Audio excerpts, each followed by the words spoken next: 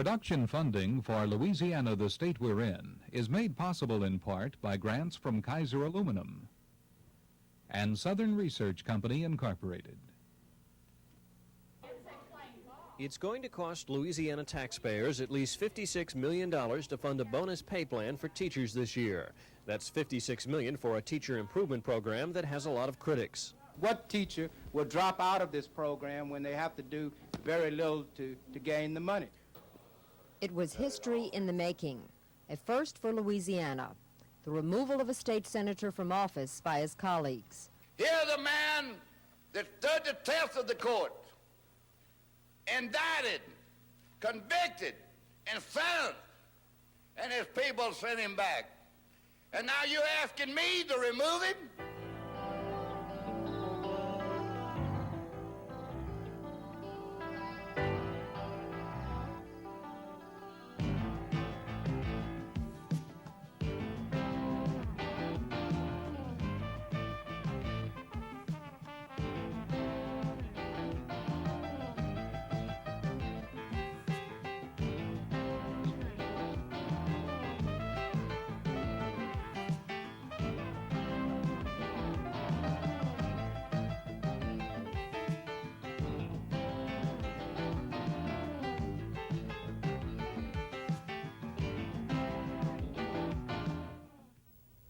Good evening, I'm Beth George. I'm Ron Blome. Welcome to this edition of Louisiana, the state we're in. This week, the most dramatic story at the state capitol was not the creation of a new law, but the removal from office of a state senator. We have a report on the political fate of Gaston Gerald. Well, the normal ebb and flow of political life continued this week despite that history-making event.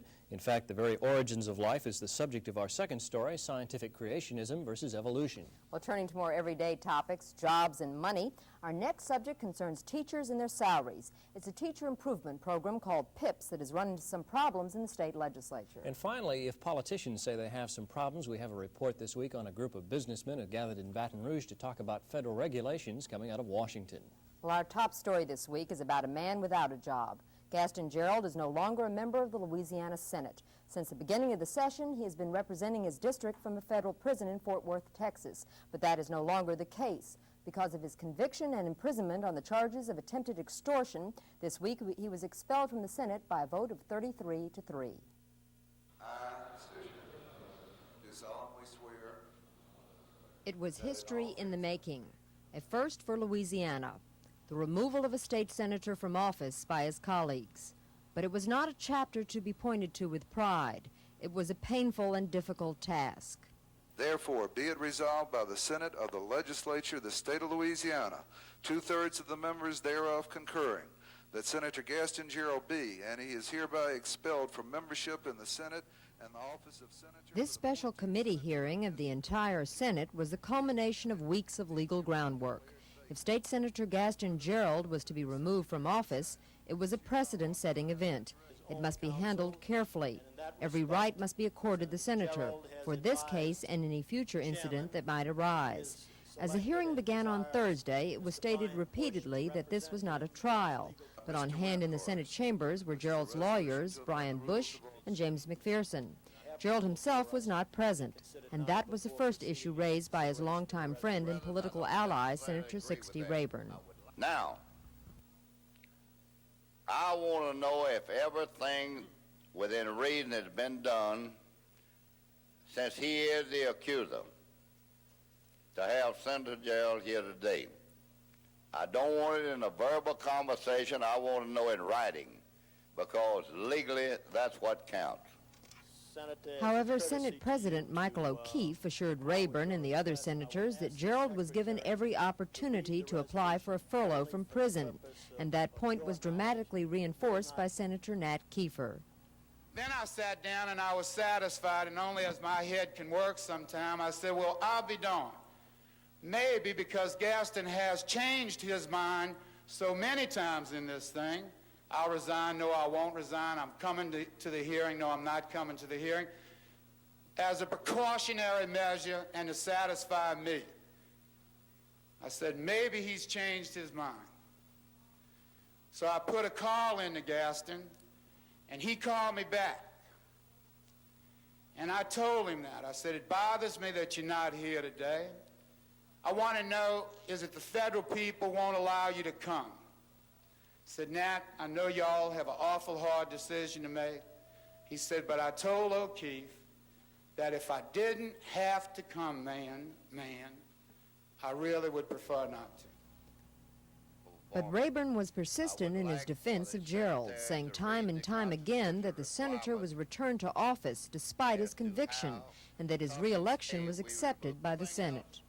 Senator, do you really think in your conscience and your heart that you should supersede those people that made a decision with all these facts known to them at the time they made them? Do you really believe that in your heart and your conscience?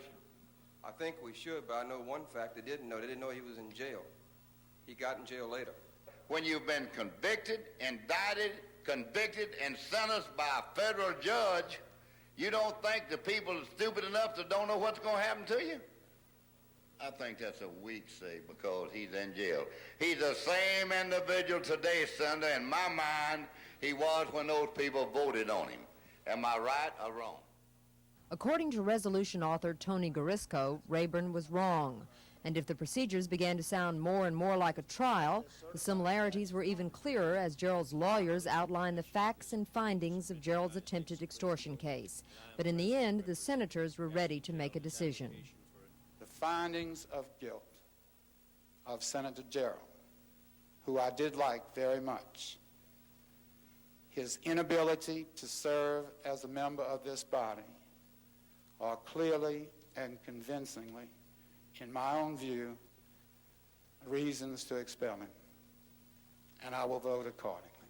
And my final say is of his constituents and the people whom he represents. Are we helping them today, or are we putting them just a little further backward? And I do wish that some of them would have came forth and have used their rights if they found fit or saw reason to remove him from office. Thank you. Now let me say this. Here's a man that withstood more than I think any man in this body could withstand. He was indicted, convicted, and sentenced. And Senator Otterberger, old Rayburn and you couldn't stand that. And came back to this Senate with 60-something% of the votes. You think you could do it? You think old Rayburn could do it? Or Brink House? Or some of these authors of this resolution? No. It's unheard of in this great state. Here's a man that stood the test of the courts, indicted, convicted, and sentenced, and his people sent him back. And now you're asking me to remove him? Senator Gerald was convicted of a felony. That conviction has become definitive. The appeals exhausted. I think the record is clear that there has been a breach of public trust. I believe more important than the first, even more important than the conviction, because that is the fiber which keeps this state together and this country together. It took over 5 hours of debate before the Senate was ready to decide the fate of Gaston Gerald. There was one last-minute attempt by Senator Rayburn to merely discipline Gerald, but that attempt proved futile before a Senate now ready to vote. Senator GUARISCO moves adoption of the resolution. As many of you as are in favor of adopting the resolution will vote yea when machines open. Those opposed vote nay. Secretary will open machine. 33 yeas, 3 nays, and the resolution is adopted. Gentlemen, we have proceedings to follow. The deed was done, a duty performed, the Senate the judge of its own members. But with Gaston Gerald's seat now vacant, there was no rejoicing. Most senators simply hoped that this historic moment would never be repeated. Well, Gerald's attorney, Brian Bush, says that he's going to challenge that Senate expulsion in court, and there is still pending an application for a new trial for Senator Gerald. So all that means that this story may not be over. Well, this week we have a continuation of a report we began last week when lawmakers began a battle over the teaching of scientific creationism. This Thursday, the Senate Education Committee heard further testimony and decided that teachers should be allowed the academic freedom to teach whatever scientific theory they choose. We have this updated report. The cardinal principle of religious humanism, secular humanism. When we left this story, State Senator Bill Keith was delivering his message to the Senate Education Committee. Keith, the author of the bill that would require teaching creationism whenever evolution is taught in the classroom, told committee members that the supporters of Darwin's theory of evolution were part of a congregation of godless humanists, that his bill was not religious in nature, but grounded in a different scientific theory. This week, the opponents had a chance to present their side. There is no such science as creation science, and no such discipline as evolution science. These terms were invented by a crusading organization with headquarters in California who call themselves anti-evolutionists and who profit, directly or indirectly, from the sale of creation science literature, textbooks, and teachers' guidebooks. In spite of denials, it has the effect of mandating religious instruction by requiring the teaching of the book of Genesis under the guise of science. If there was opposition from the scientific and academic community, there was also concern from a number of ministers who said that belief in God and evolution were not mutually exclusive. First, because the intent of this bill is to present information in the science classroom in order to infer the world as a creation brought into being by a creator. I believe it in fact proposes the teaching of religion under state sponsorship. Since such religious teaching will tend to reflect the religion of the authors of the textbooks, the bill appears to allow the teaching of a particular form of creation faith. Like Senator Keith, I would challenge those who would turn science into a religion, but I believe his bill offers a solution that is worse than the original problem. The significance of our believing in creation is not related to the method of creation. I mean simply by this that the main thrust of the teaching of creation that comes to us from Holy Scripture, from our Judeo-Christian faith, is that the meaning of life is found in our relationship to God. No matter how many times it was repeated that this was not a religious but a scientific issue, it was obvious that religious overtones dominated the hearing. I could have produced 3,000 pastors who have endorsed this bill in this state. I could have had them here today. I have never had a pastor testify on behalf of this bill because I do not think it's a religious issue. I think it's a scientific issue. And I believe that it does great wrong to try to make this a religious issue. Now, what about people in other groups? Despite the emotional and controversial nature of this bill, the committee's response was grounded more in practicality. The expense of such a program and the qualifications of teachers to deal with the subject prompted a change in the bill that now makes the teaching of any scientific theory, be it evolution or creation, optional. Well, the struggle for the teaching of creationism in the classroom is still far from over. A committee hearing is only the first step in the legislative process, and this issue is a long way from being resolved. Another political issue that may never be resolved is how to improve the quality of public education. Last year, the key to Governor Treen's legislative package were two controversial bills that dealt with improving public education. One set up a Teachers Practices Commission, while the other set up a professional incentive pay program. This year, that pay plan is still controversial and still undergoing some legislative adjustments, and it's the subject of this report. It's going to cost Louisiana taxpayers at least $56 million to fund a bonus pay plan for teachers this year. That's $56 million for a teacher improvement program that has a lot of critics. And I think that what we are doing is establishing a $56 million teacher welfare program that certainly will make teachers happy on payday, but will do very little in terms of improving public education in the state of Louisiana. Originally, PIPS was designed to do something about recertification. That has nothing to do with salary. Originally, it was designed that there would be no change in the teacher salary schedule, and if you wanted an increase, you had to go back and participate in PIPS. That's gone. So I think two of the major The Professional Improvement Program, or PIPS as it's called, was born from a political compromise. Originally, it was to have been a kind of merit pay plan, teacher recertification vehicle. But stiff opposition to the business-backed proposal by teacher groups last year resulted in a different kind of bill. One that gave teachers the opportunity to earn an average of $2,000 a year in bonus salary if they participate in an approved continuing education program in the voluntary program. Each teacher can put together their own individualized program to meet the bonus pay requirement, with each school system having its own review committee to make sure that certain standards are being maintained. That means this program has a lot of leeway to it, an issue on which the critics and proponents have been clashing. I think what makes PIPS a good thing is that the continuing education. For years, as a member of the House of Representatives, I filed bills. Senator CECIL PICARD of Maurice is the author of the PIPS plan and a school principal by profession. He says that any program that draws the participation of 80% of the public school teachers in the state is going to have problems, but he says they've been overblown.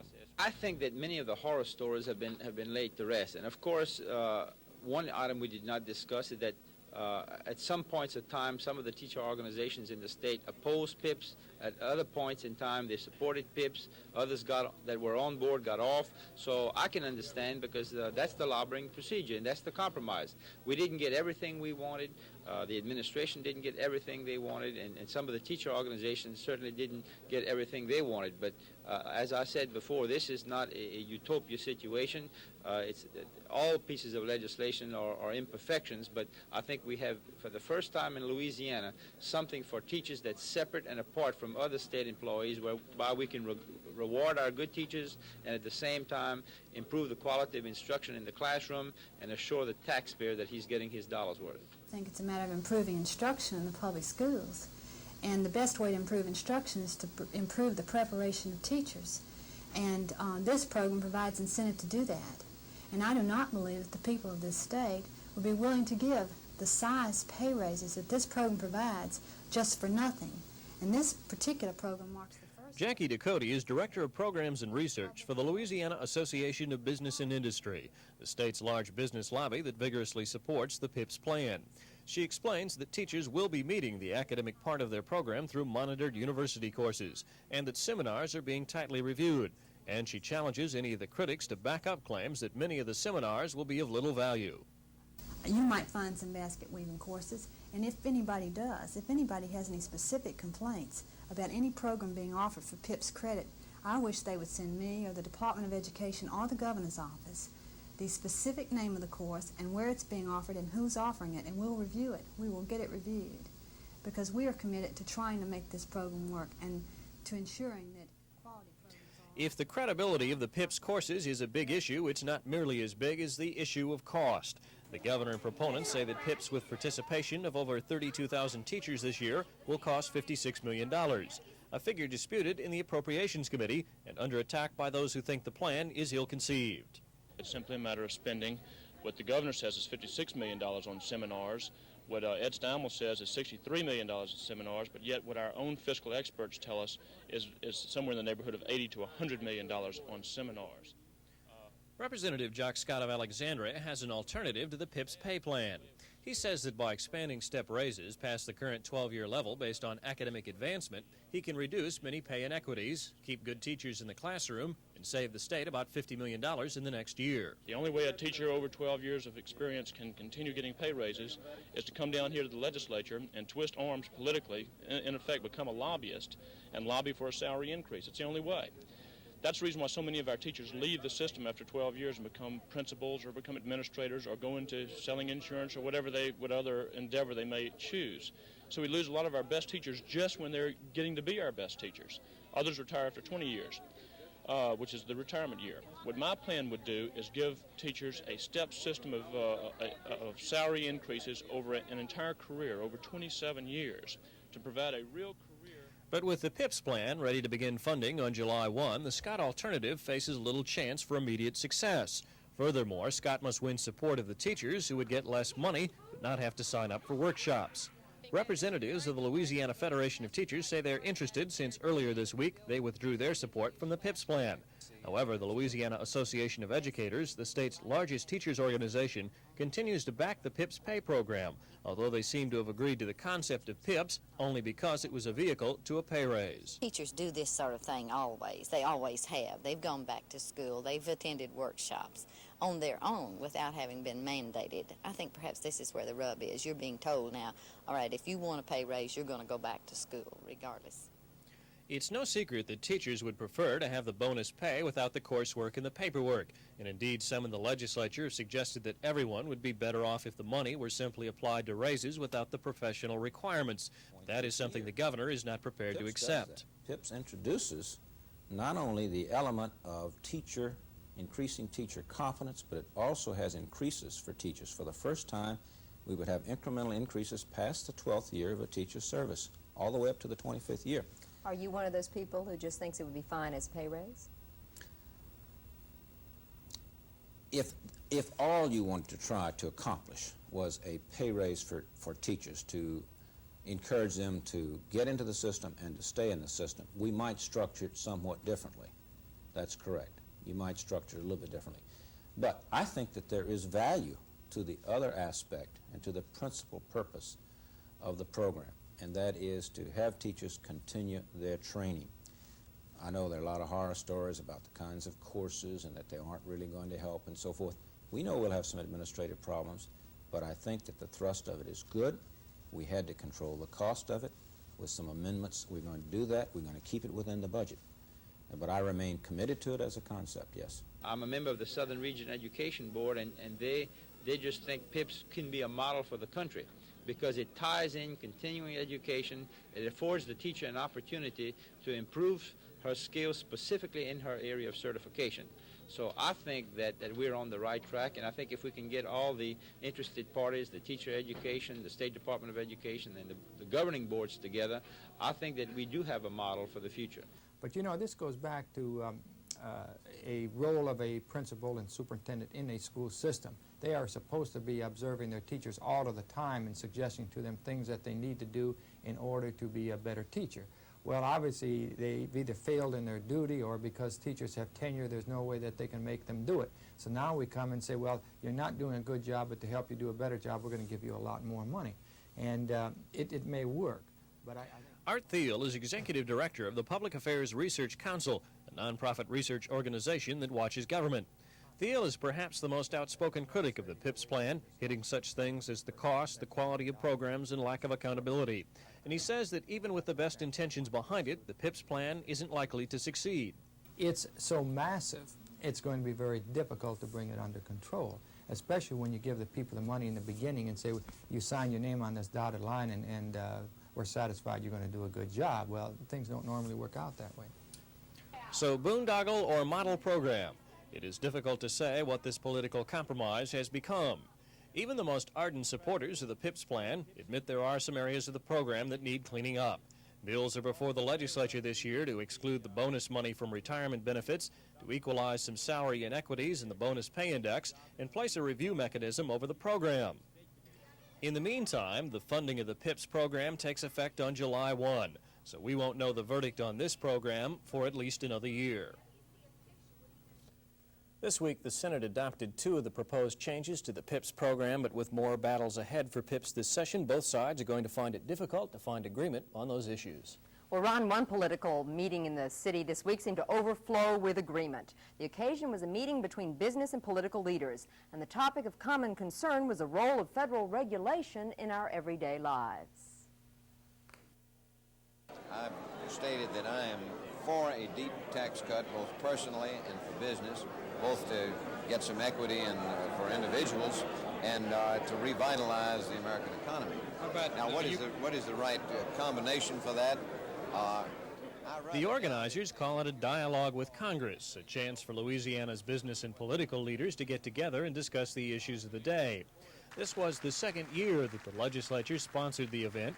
It was preceded by meetings earlier this spring of advisory committees of business and political leaders, meetings designed to bring together a list of national concerns to the state.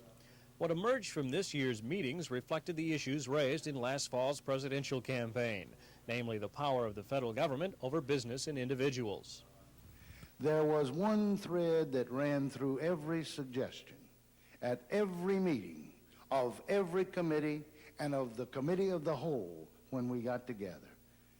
And that was the irresponsible promulgation of federal regulations.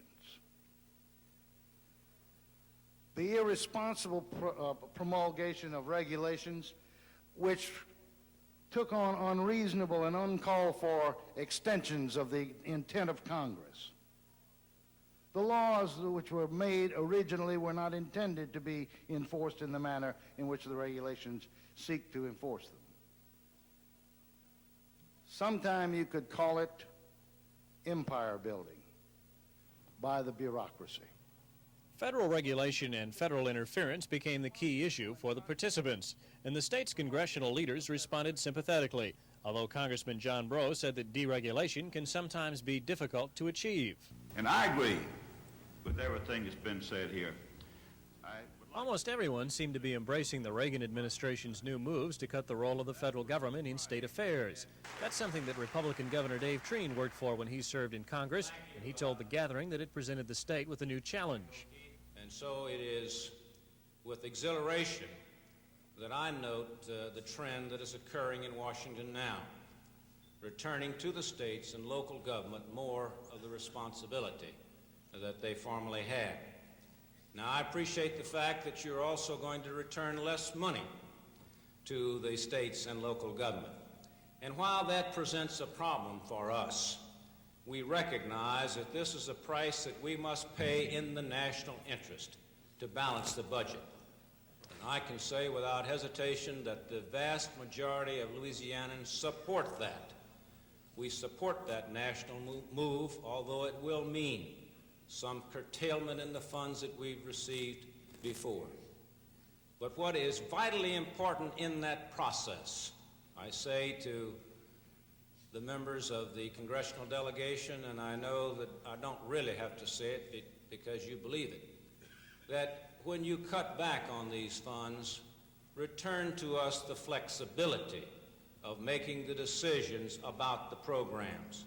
That's vitally important, because we can make do with less dollars if we have the opportunity, the authority to focus the remaining dollars where we think that they would best benefit our people. The state's congressional delegation also made a stop at the state capitol to give the state lawmakers there briefings on issues that range from a federal tax cut to the storage of nuclear waste in salt domes. First of all, I think it's important to keep in mind that the people in Washington who are running this program. But the message on salt domes, like that on federal taxes and other issues, was much the same. It had that familiar ring of them saying they're trying, but don't expect everything to change overnight. Well, that's our program for this week. We hope you'll join us again next week when we look at a major business labor issue in the legislature. I'm Beth George. I'm Ron Blome. Good evening.